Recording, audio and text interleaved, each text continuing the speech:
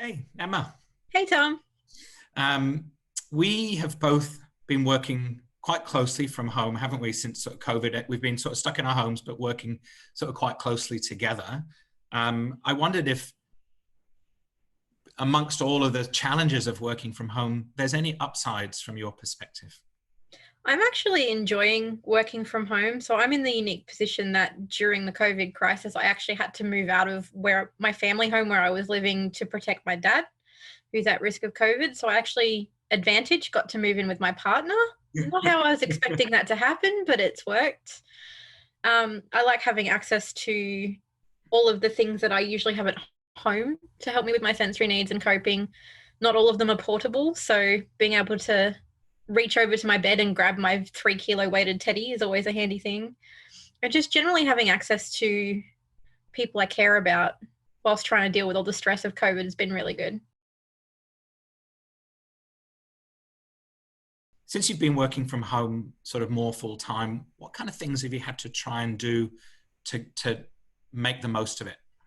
The first couple of weeks were really stressful because in the first week I was working from my family home and my parents weren't used to having people around during the day. So my dad got very excited to share things on Facebook with me, and I had to keep explaining that I'm working currently. One of the big strategies for me has been trying to maintain that routine. So even though I'm at home, I'm still trying to do the 9 to 5 hours that I would do generally at work. I've been trying to use my calendar, which is a skill I'm still working on, to schedule out what tasks I need to do and who I'm working for and when. I've found it very challenging to deal with the home life and work life separation because they're in the same place. I'm literally working from my bedroom. Yeah. So it's been a bit of a challenge because all the temptations, such as my handy gaming consoles, are right nearby. Yeah. So it's been a lot about discipline, which I think has been an interesting skill that I've picked up being locked up at home. Yeah, that's right, isn't it? Yeah, that's interesting. Have you tried to do things to make it feel like you can separate work from home? So making sure you get up and go to another room to do something, or sort of taking a work top off and putting a relaxed top on, just to kind of add some other changes that might not be there anymore.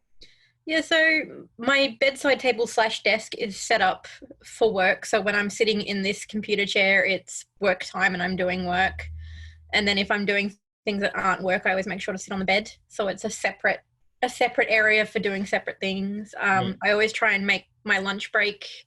My partner, mother-in-law, and I have a lunchtime ritual now of watching an episode of Lucifer on our lunch break. So we Yeah. schedule all our breaks together so that we can have that 1 hour of just downtime and relaxation to sort of break out some of that stress and Yeah. deal with some of the challenges. I wondered about getting out and about. Have you sort of found a way to sort of do little bits of exercise just to sort of keep your kind of activity levels up? I'm a pretty anti-outdoor person as it is. Right. I'm not a fan of the outdoors. I don't particularly like walking as a form of exercise. But given that when I'm in the office, I'm usually going up and down between floors, I'm walking around the floor to talk to people, I'm usually getting a fair bit of kilometers in that way. And being at home, I obviously don't have that. So I discovered my partner was really into rollerblading. So I've recently purchased some rollerblades and am learning how to rollerblade in my concrete backyard. It's amazing. That's great. I read a blog by another autistic person the other day that said they try to put in their normal work routine in their home routine, and it just didn't really work very well. And I think, we've had chats where I think our attitude of what's happening is that you're not working from home, you're at home during a crisis trying to work.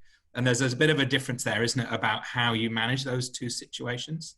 It's been very different at home because a lot of one of my roles is actually being out dealing with customers, face-to-face training, and a lot of that's not possible with COVID. So I've had to establish some other tasks that I can do. It's been great downtime to get some paperwork done that I've been putting off because I've always been on the road. Yeah. But it's a very true statement that it's not working from home. We're at home trying to work and trying to keep the exact same routine as I would do in the office doesn't work, Yeah. because at home that's a high level of focus. Usually at work, you'd be getting up every hour or so and having a chat with a coworker or going over and picking someone's brain about a topic, which you can't do from your home necessarily without scheduling a Zoom meeting. Yeah, so moving in with my partner, I actually lost a couple of the strategies that I used to use, like having a nice long bath, because we don't have a bath here. Right. But I've also rediscovered some strategies that I haven't used in quite some time. So after hitting my low midweek last week, I actually rediscovered reading as a form of escapism. Yeah. I really love reading fantasy fiction and immersing myself in the literary world. And I ended up reading 9 books in 4 days. But my mental health felt so much better after that because I'd had that escape and I didn't feel so locked in. Yeah. So it's been an interesting kind of journey, and not all the strategies that I'd use in the wider world work here, and things that necessarily work at home don't necessarily work as well because it is that sort of combined space. Yeah. But my good old faithful trusty sensory items are always nearby. Really helps in meetings as well to have something to fidget with under the table. The whole time we've been recording this interview, I've been fidgeting with my little fidget cube under the table. Yeah. I've been fidgeting with my baby Groot as well. Yeah. So that's good. I think that it's clear that there are some strategies that you can use at home, but particularly sort of those passions that you have are good to deep dive into as a way of switching off. But for other people, that might be computer games. It might be Lego. It might be a passion project around whatever they're really interested in, that you say that they have such a value in terms of re-energizing people. Very much so. So I've also found if I'm really struggling with a work task, and we've had multiple conversations about this between our 2 teams about don't be so hard on yourself. It's okay to take a break every so often and just if you're struggling to be on track. So I got convinced by an autistic colleague of ours to download a game called Animal Crossing.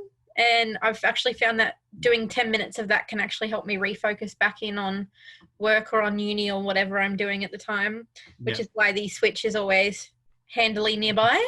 Yeah.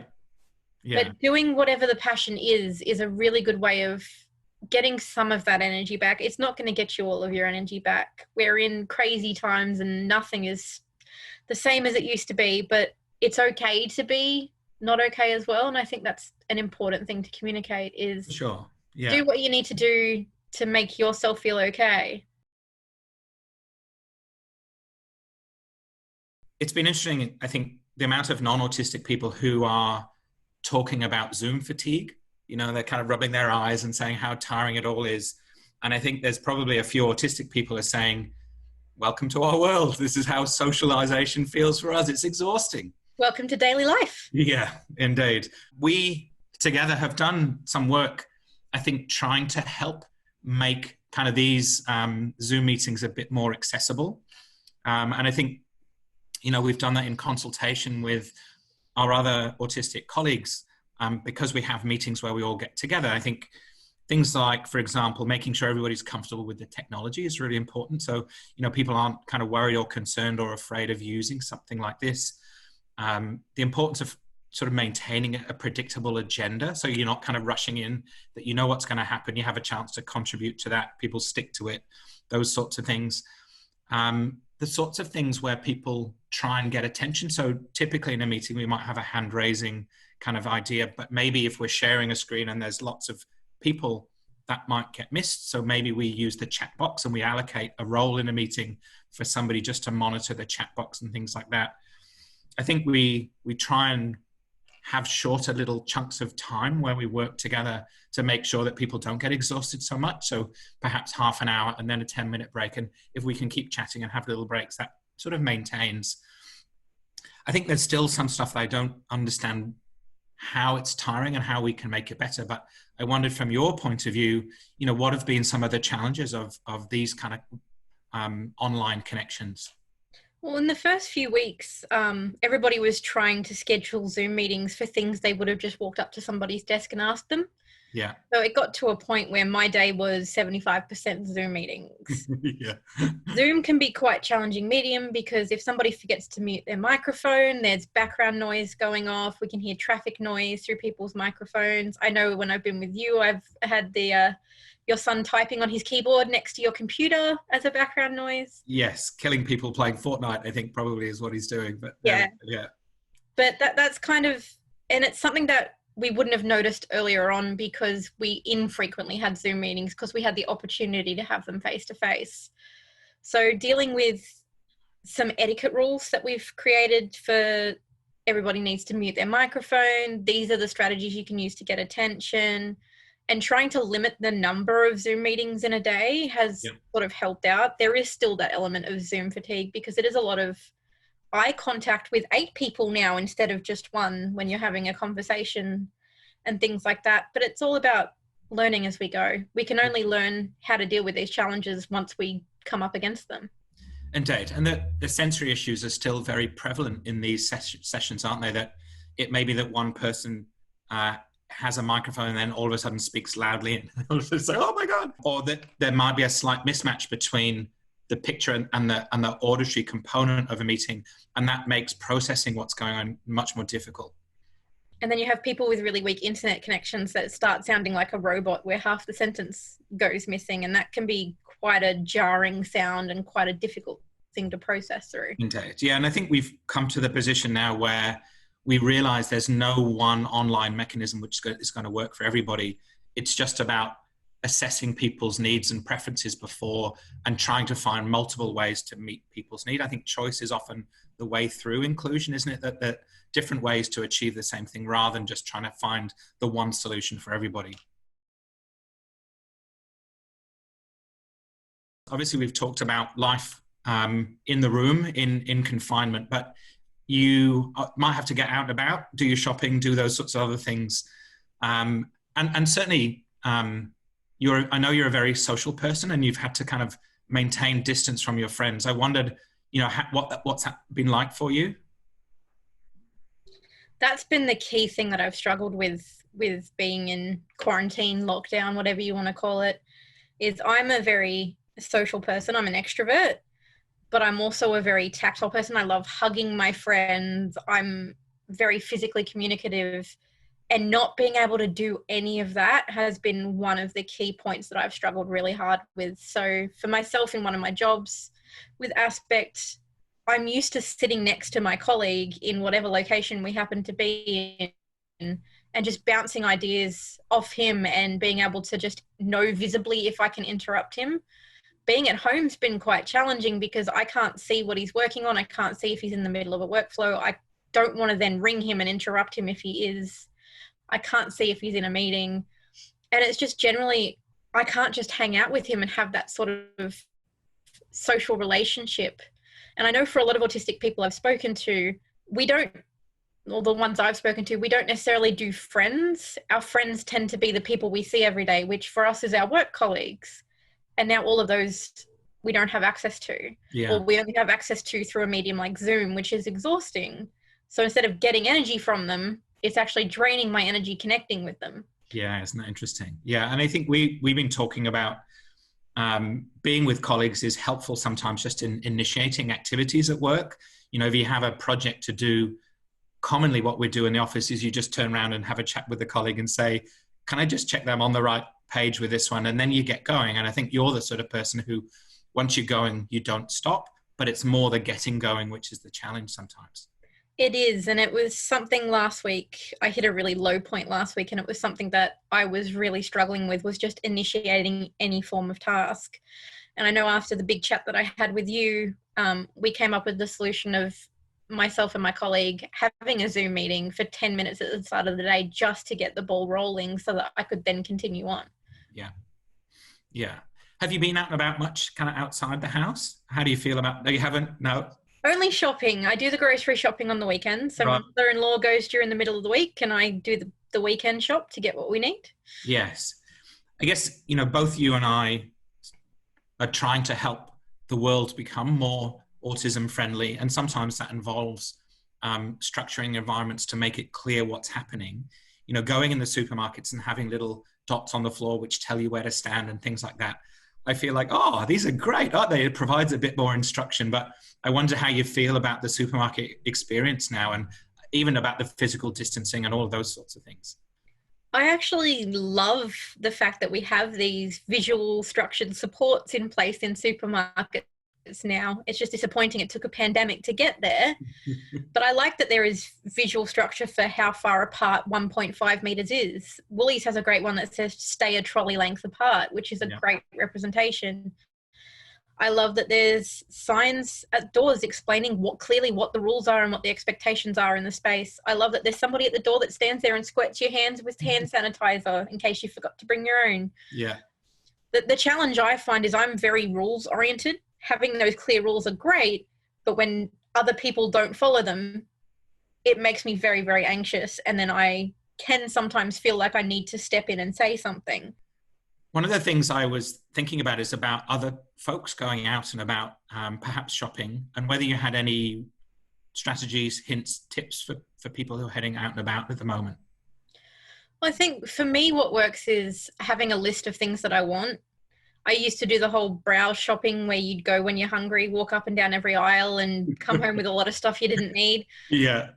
But going with a clear, directed list of the things that I need, what is essential for me to pick up, knowing exactly where I'm going to go and planning where I'm going to go. What do I need? Do I need a basket? Do I need a trolley? Making sure that I check the sign at the entrance to see what each store's COVID restrictions are, because some stores do have different restrictions. Sure. And then just following the rules and trying not to worry about every single person around me having COVID, because that is a common panic, is you hear someone sniffle and it's like, oh God, I'm going to get infected. Yeah. But it's keeping calm, keep your distance, and you can only manage how you are following the rules. It's important to remember that you can't control how anybody else does what they do. And it's important that you be able to control that situation yourself and be able to walk away. If somebody's crowding an aisle, you can go to a different aisle and come back. Yeah, that's really smart. I think that feels like it's good self-protective stuff out and about. In a sense, it leads us to talking more broadly about the impact of COVID and the impact of the lockdown. I think everybody's struggled in their own ways. They've found perhaps a few positives, but there's been a lot of challenges. I wondered about you, particularly perhaps in the first sort of week of lockdown. How have you experienced it? The first week of lockdown was kind of novel. I did kind of enjoy the fact that I could get out of bed 10 minutes before I started work. And I could work in my pajamas with my dressing gown on. Yeah. Until I realized I had a zillion Zoom meetings and actually had to get dressed. Yeah. And I managed the change really well, and I thought I was doing really well. But about 3 to 4 weeks into it, it's really hit me hard how much changes have happened. And my mental health did take a pretty big crash. It got to a point where I couldn't get motivation to do anything. I couldn't focus on anything. I was being a bit snippy with my poor partner, who cops a lot from me, my little safe person. And I found it really difficult, but I also found it really rewarding that I could open up to other people and they were relating to how I was feeling. It's not just me going through this. Even neurotypical members of my teams are going through the same struggles. So it's been the reduced social connection has been one of the biggest challenges, would you say, in terms of maintaining your mental health? For me, yes, but for other people, it's been an absolute pleasure and an absolute boon. I know a lot of autistic people who are absolutely loving the fact that everybody's locked into their house because there's no forced social interaction. We don't have to put up that mask and pretend to be someone that we're not and pretend to fit into the neurotypical world, which means a great reduction of exhaustion. But it also means for those of us that are the social butterflies, it's a big struggle. But that's across the general population. It's not just specific to autism. There are, with lots of autistic people, co-occurring conditions. I think we know multiple friends of ours who are kind of immunocompromised in some way. I just wondered if, there are any silver linings that might come out of this, which might be, for example, increased ability for people to connect without having to come face to face and put themselves in risky situations. I think that's a big one, but I also think a lot of autistic people have picked up on this. This COVID situation has reshaped how we work. It's reshaped how businesses do what they do, and has actually potentially opened up a lot of opportunities for autistic people who wouldn't necessarily fit in the travel to work 9 to 5 grind to have employment opportunities, which I think is a really big positive. Yeah. Because it's proved that we can do these jobs from home, and it's proved that we can be more flexible in working arrangements. And I think that could be one of the really big benefits of this, but also just more family time. Kids are spending more time with their parents. Kids are enjoying more time with less pressure around school. I know one of my friends, her autistic son is actually progressing a lot more because she's at home interacting with him in a way that he gets, and there's not that pressure of, oh, I have to do this task at this time kind of thing. They're being a bit more flexible about it, which I think has been really beneficial. So do you think that that's an important piece of advice maybe for families, is following on from that situation? Again, I guess it's about being compassionate to yourself. You don't have to replicate school conditions at home. Try and create what's best for your kids. It's not necessarily the time that you invest. It's the quality of that time and the quality of the learning that maybe is going to be most important. Yeah, I think that's pretty much nailed it on its head. But I've also found a lot of parents are concerned about therapy being ceased or therapy not being available at the moment and losing all of their children's progress.